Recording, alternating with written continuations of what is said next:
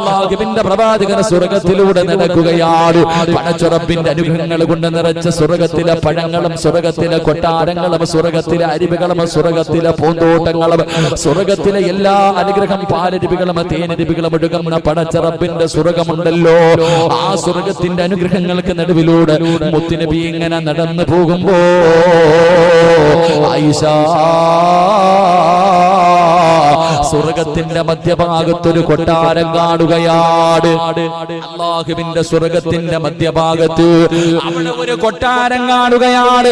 ആ കൊട്ടാരത്തിന്റെ അകത്തിരുന്ന് കൊണ്ടൊരു ചെറുപ്പക്കാരൻ ഖുർആൻ ഓതുകയാണ്. അല്ലാഹുവിന്റെ റസൂലിന് വല്ലാത്ത അത്ഭുതമായി. ആരാ പടച്ചവര്, ആരാണ് തമ്പുരാന്?